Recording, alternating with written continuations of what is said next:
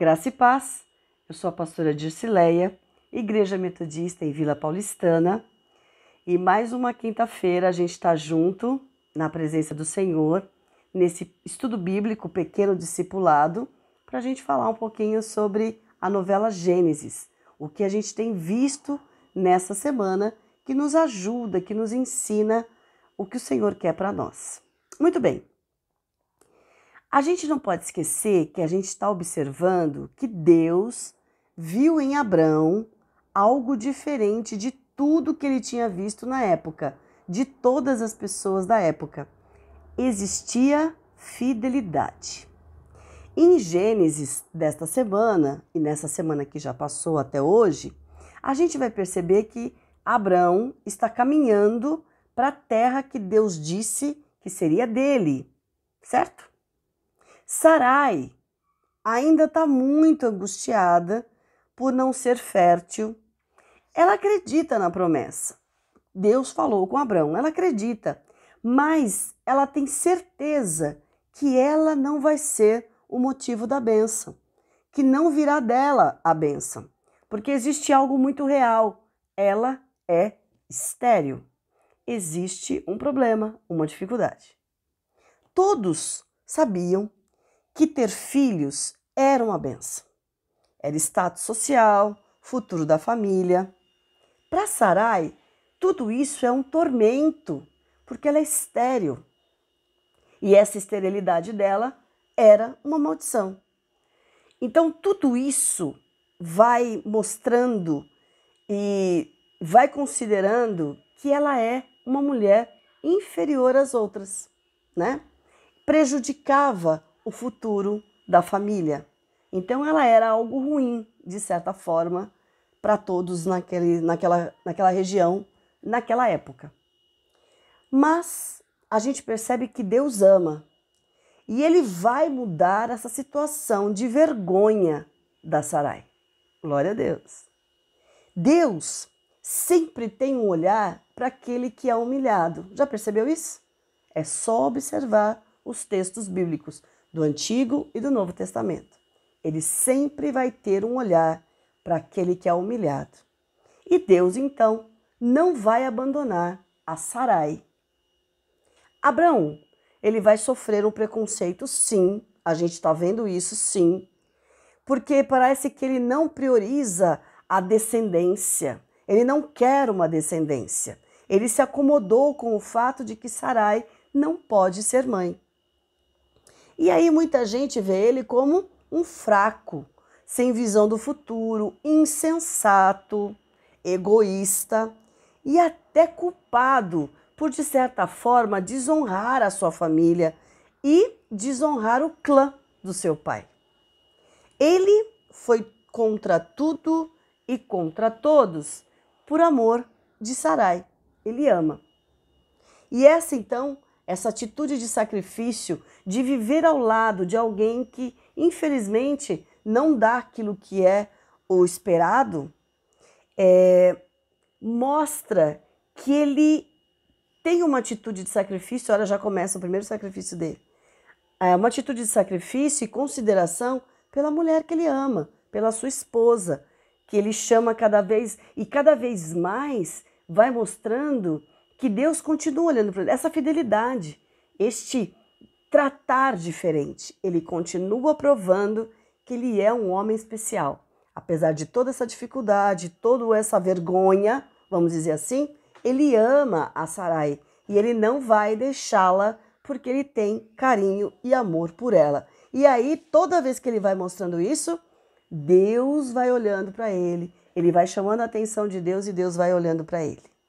E aí a gente percebe que neste momento que Deus conversa com ele, que ele fala com Deus, que Deus se mostra para ele, ele começa a fazer alguma coisa importante na época, diferente dos outros.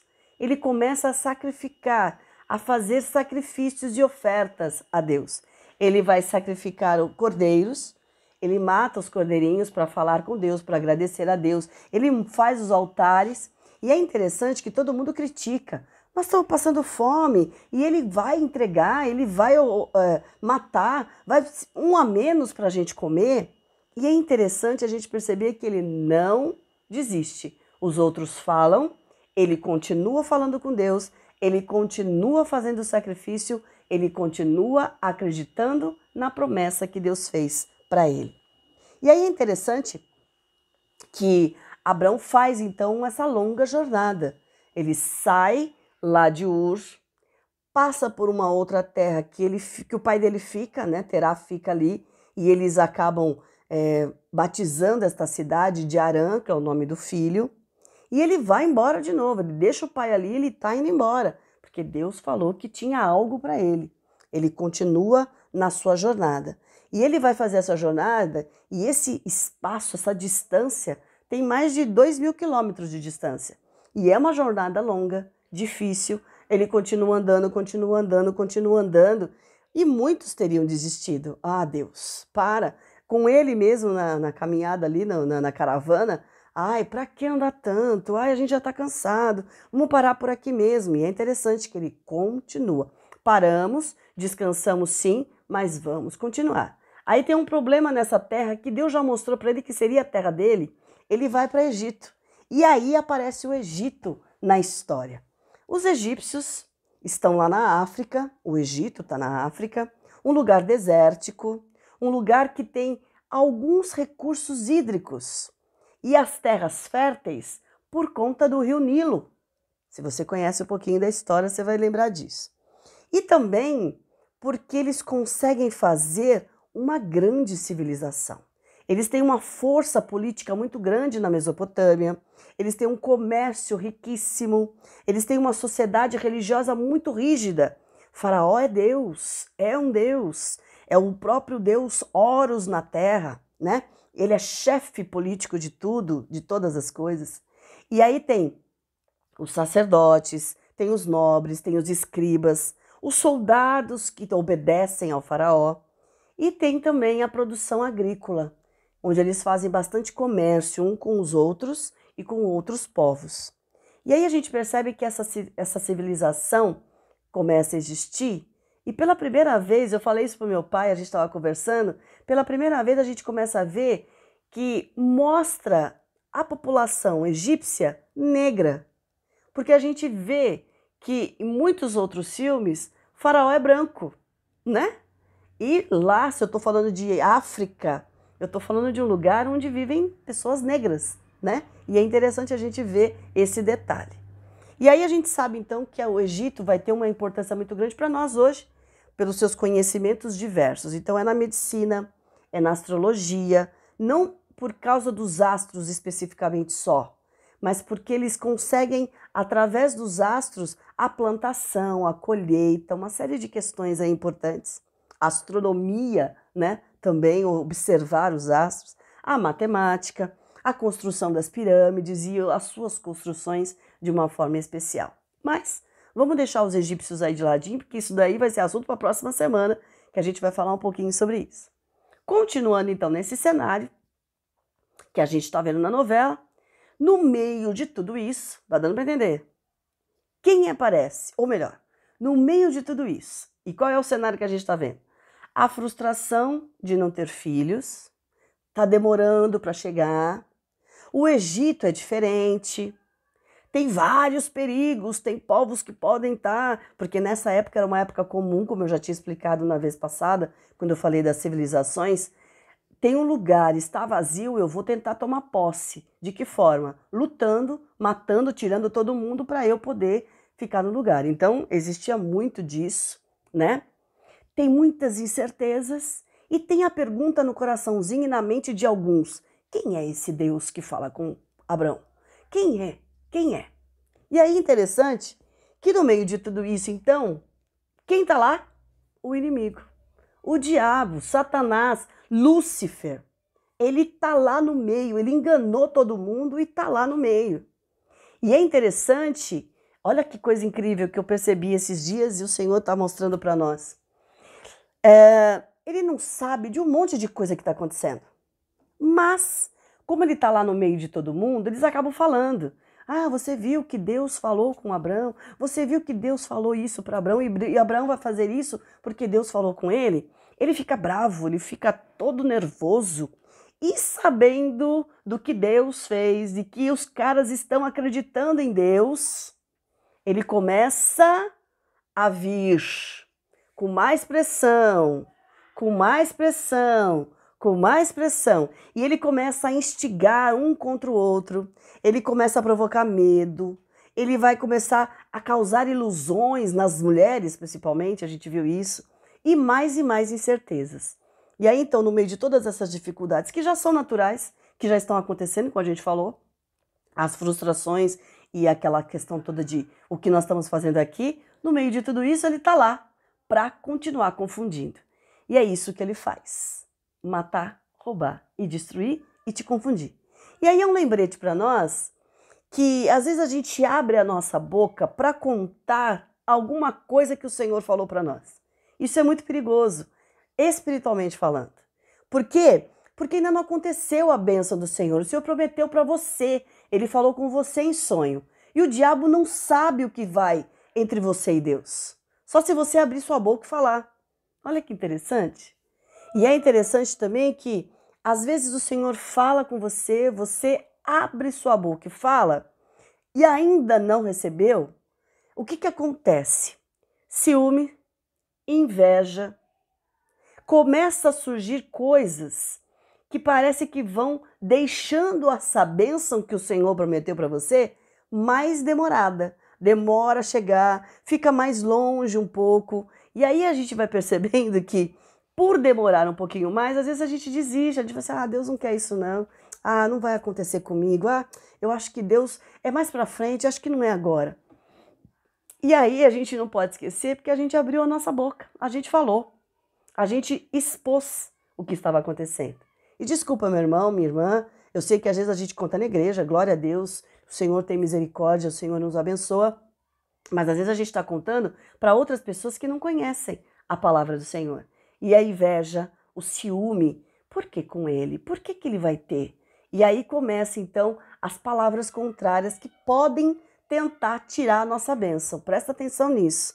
E o Senhor hoje nos avisa e nos lembra que é importante, às vezes, aguardar a promessa em silêncio. Depois que acontecer a bênção, você abre, você conta e você testemunha o que o Senhor fez para a sua vida. Segredo de Deus para nós através deste momento da novela. O Senhor quer te abençoar.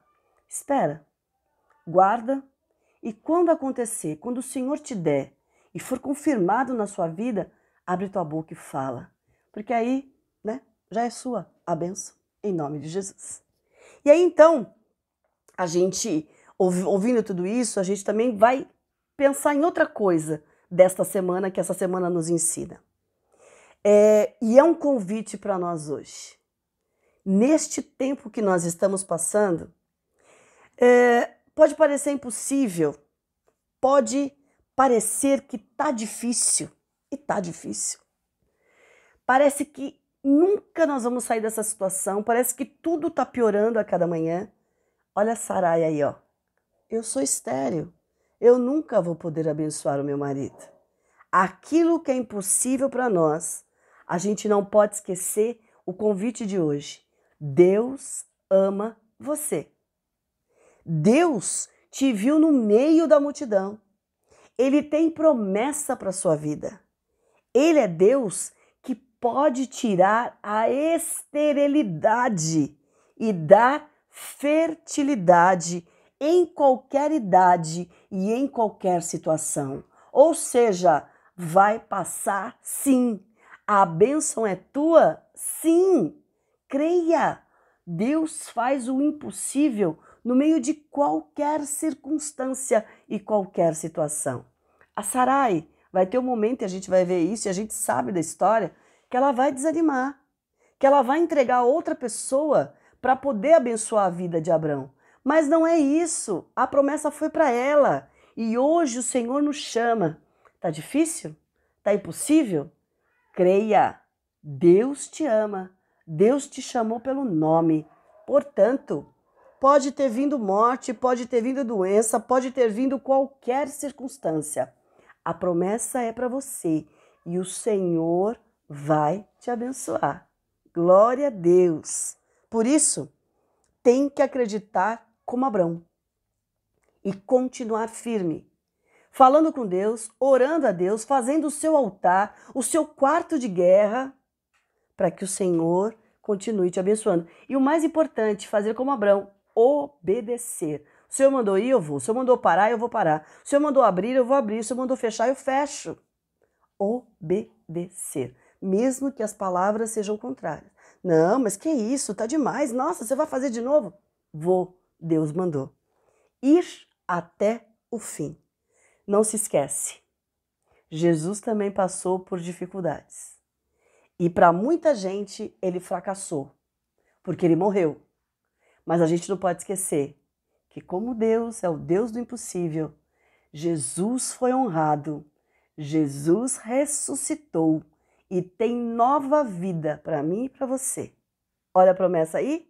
Tem glória sim, lá no final, porque Deus é Deus. Amém?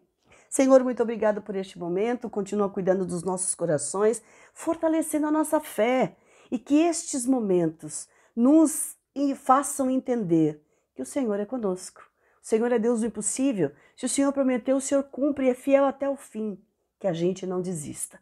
Ouça, entenda, reconheça a tua voz e obedeça. O Senhor é Deus sobre todas as coisas. Toma conta da nossa família, da nossa cidade, do nosso país, muda a nossa sorte. Ressuscita-nos, Senhor, e dá-nos o caminhar contigo, a intimidade contigo, em nome de Jesus. Amém. E a bênção do Deus Pai, Deus Filho, Deus Espírito Santo te abençoe, te fortaleça, te encha de esperança da sua graça. Renove a tua fé e derrame sobre você a sua maravilhosa paz, hoje e sempre. Amém. Glória a Deus. Senhor te abençoe. Tenha uma boa semana e a gente se vê quinta-feira que vem, em nome de Jesus. Um beijo. Tchau.